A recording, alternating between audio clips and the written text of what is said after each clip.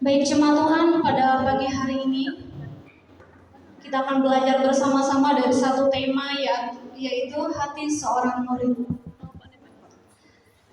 Mari kita baca ayat firman Tuhan ini bersama-sama dari Injil Yohanes pasal 8 ayat 30 sampai ayat 36. Injil Yohanes pasal 8 ayat 30 sampai ayat yang ke-36. Kita baca ayat firman Tuhan ini secara bergantian. Saya ayat 30 dan jemaat Tuhan ayat 31. Begitu seterusnya sampai ayat yang ke-36.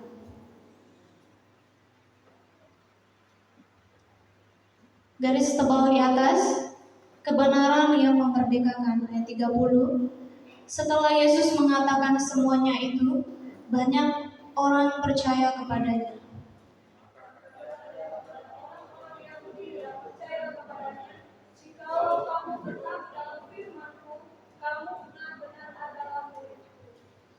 Dan kamu akan mengetahui kebenaran, dan kebenaran itu akan memerdekakan kamu.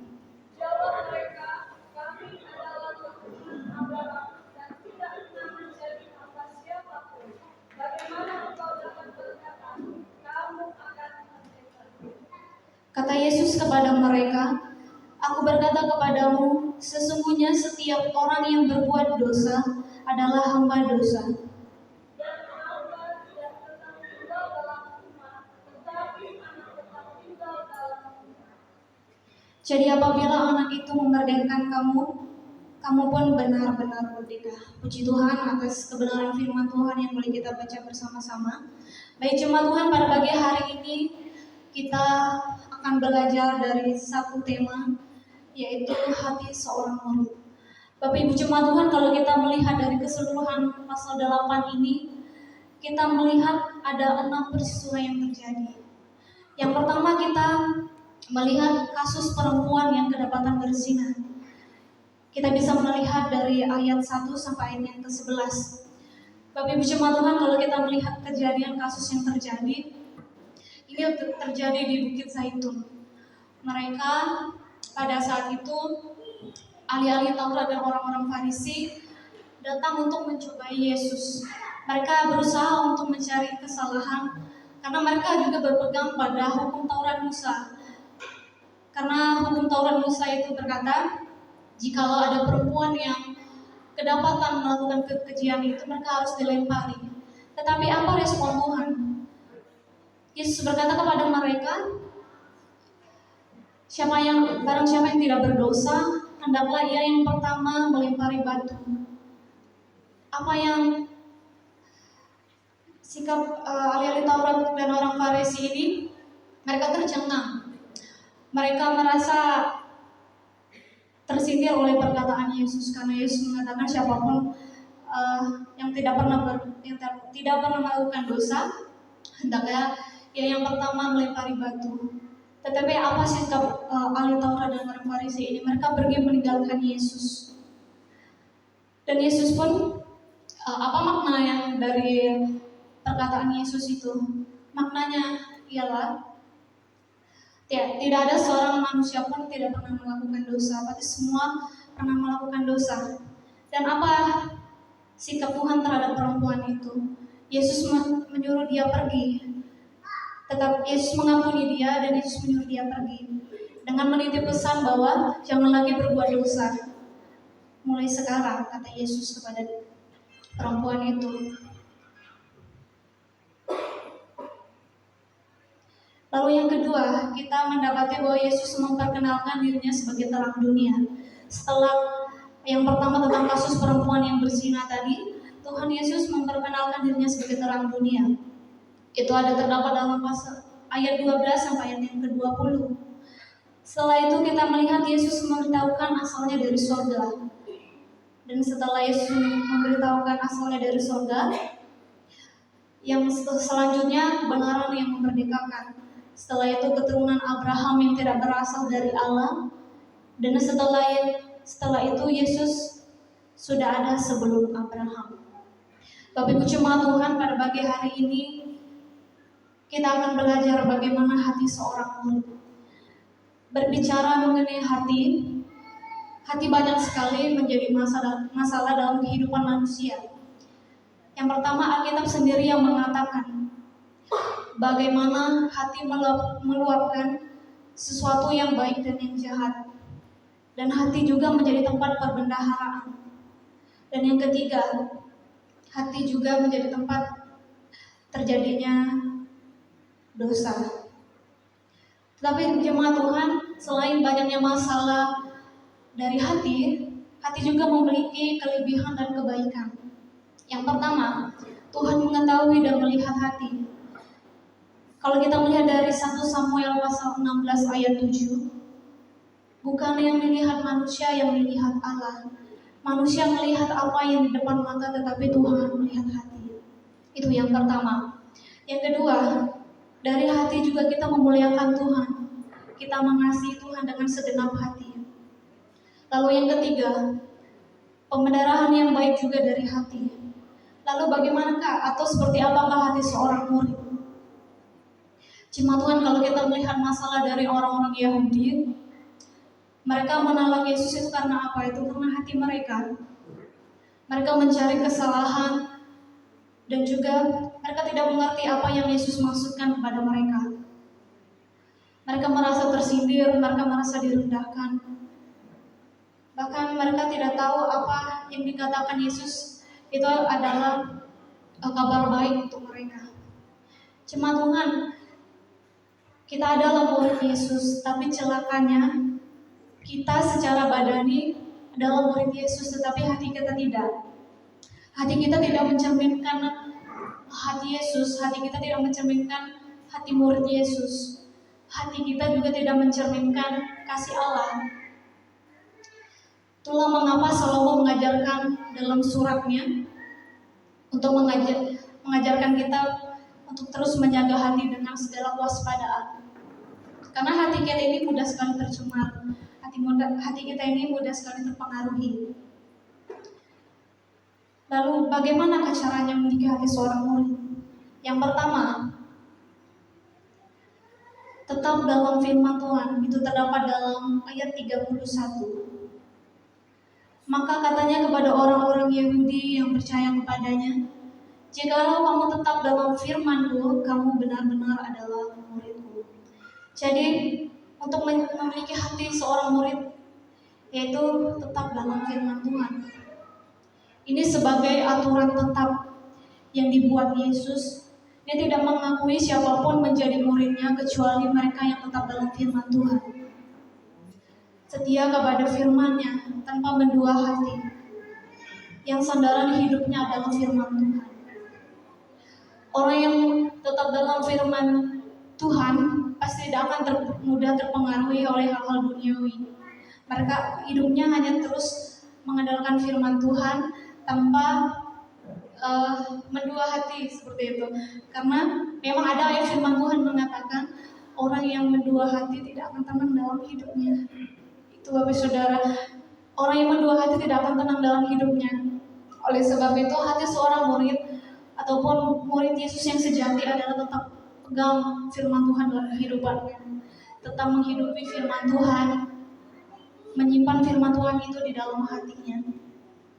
Hal ini menyeretkan bahwa banyak orang yang mengaku sebagai murid Yesus, tetapi kenyataannya tidak. Orang-orang yang tidak kuat dalam iman harus betul-betul berusaha agar iman mereka itu benar. Cuma Tuhan, hal istimewa yang akan kita dapati ketika kita tetap dalam firman Tuhan. Yang pertama, kita akan mengetahui kebenaran. Dan kebenaran itu yang akan memerdekakan kita. Yang dimaksudkan di sini ialah kebenaran yang ajaran Kristus berkuasa untuk memerdekakan manusia. Dalam Roma pasal 6 ayat 8,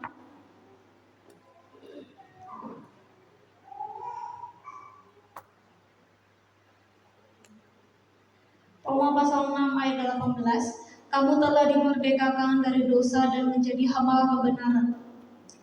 Ini dia jemaat Tuhan, hak istimewa yang kita dapati dari Tuhan ketika kita tetap tinggal dalam firman Tuhan, yaitu kita dimerdekakan oleh dosa dan kita menjadi hamba kebenaran. Tetap dalam firman-Mu, kata Yesus, kamu benar-benar adalah murid-Ku. Yesus menekankan ini sebagai ketaatan gaya hidup. Yesus menekankan ini sebagai ketaatan gaya hidup. Lukas pasal 6 ayat 46, di sana mengatakan, Yesus mengatakan, mengapa kamu berseru kepadaku, Tuhan, Tuhan, padahal kamu tidak melakukan apa yang aku katakan. Jadi, bagaimana kita mau mengakui kita sebagai murid Yesus? Kita selalu berseru kepada Tuhan, Tuhan, tolong Tuhan, tapi kita tidak melakukan apa yang Tuhan katakan dalam firman-Nya. Seperti inikah seorang murid Yesus yang sejati? Seperti inikah murid Yesus? Hati seorang murid Yesus. Mereka hanya terus berseru kepada Tuhan, Tuhan, Tuhan, tapi mereka tidak melakukan apa yang diperintahkan Tuhan. Mungkin kalau Tuhan mau bilang, kamu hanya mau meminta saja, tetapi kamu tidak pernah melakukan apa yang aku perintahkan. Kalau Tuhan mau bilang seperti itu bisa saja, tetapi firman Tuhan pada pagi hari ini mengajarkan kita untuk tetap taat kepada firman Tuhan dan melakukan firman Tuhan itu dalam kehidupan kita. Dan Yesus sendiri juga mengatakan, jikalau kamu tinggal di dalam aku dan firman-Ku tinggal di dalam kamu, mintalah apa saja yang kamu kehendaki dan kamu akan menerimanya. Cuma Tuhan, selain hak istimewa yang kita dapati daripada Tuhan, kita juga memperoleh apa yang kita minta kepada Tuhan. Karena orang yang taat kepada firman Tuhan bukan saja hanya mendengar firman Tuhan itu sendiri, tetapi dia menghidupi firman Tuhan itu. Dia menyimpan firman Tuhan itu di dalam hatinya, hingga firman Tuhan itu terus bertumbuh dalam kehidupannya.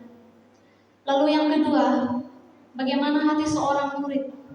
Yang kedua ialah tidak menjadi hamba dosa. Mari kita lihat ayat yang ke-34. Kata Yesus kepada mereka, aku berkata kepadamu sesungguhnya, setiap orang yang berbuat dosa adalah hamba dosa. Poin yang kedua, hati seorang murid adalah tidak menjadi hamba dosa. Dosa itu merupakan sesuatu pelanggaran terhadap hukum Allah. Dosa juga adalah hal yang dibenci oleh Allah, dibenci oleh Yesus, apalagi menjadi hamba dosa. Kalau berbicara tentang hamba, basis hamba itu adalah seorang yang patuh kepada tuannya. Berarti kalau diartikan sebagai hamba dosa, berarti orang yang patuh kepada dosa, orang yang terus mau diperbudak oleh dosa. Oleh sebab itu, Bapak Ibu Saudara, hati seorang murid adalah tidak menjadi hamba dosa. Mari kita dalam menjalani kehidupan kita di tahun yang baru ini, mari kita tanggalkan segala dosa yang menyakiti hati Tuhan, yang tidak menyenangkan hati Tuhan. Mari kita tinggalkan itu semua. Mari kita hidup taat kepada Tuhan. Mari kita hidup terus berpegang kepada firman Tuhan. Perkataan Yesus adalah kebenaran bagi firman Tuhan, sehingga banyak orang yang percaya kepadanya. Namun kepercayaan mereka baru saja sebatas pengetahuan yang belum ada komitmen. Jika mereka sungguh percaya dan menyerahkan diri kepada Tuhan, barulah mereka memiliki hati seorang murid. Firman Tuhan hari ini dengan jelas memberitahukan kepada kita bahwa status sebagai orang Kristen tidak serta-merta menjadi jaminan bahwa kita pasti selamat, mengerti kebenaran dan mengalami kemerdekaan sejati. Keselamatan yang memerdekakan sejati hanya kita peroleh bila kita mau percaya kepada Yesus dan itu dibuktikan kepada hidup dan kebenaran. Oleh sebab itu jemaat Tuhan, mari kita menjalani kehidupan kita di tahun ini dengan terus berpegang kepada firman Tuhan, dengan terus bersandar kepada firman Tuhan. Kita nggak bisa hidup tanpa Tuhan. Kita nggak bisa mengandalkan kemampuan, kekuatan kita sendiri. Cuma Yesus yang bisa kita andalkan dalam kehidupan kita dengan terus bersandar kepada firman Tuhan. Demikianlah firman Tuhan yang boleh saya sampaikan kepada kita pada pagi hari ini. Mari kita berdoa. Bapak yang baik, Bapak yang mengasihi kami, terima kasih untuk kesempatan pagi ini kami boleh bersama-sama belajar dari firman-Mu yang mengajarkan kami bagaimana hati seorang murid. Biarlah kebenaran firman Tuhan yang kami pelajari pada pagi hari ini boleh tertanam dalam hati kami, bahkan kami menghidupinya dalam kehidupan kami Tuhan. Terima kasih ya Tuhan, terima kasih. Kami bersyukur atas kebenaran firman-Mu dalam nama Yesus. Amin. Saya kembalikan kepada worship leader.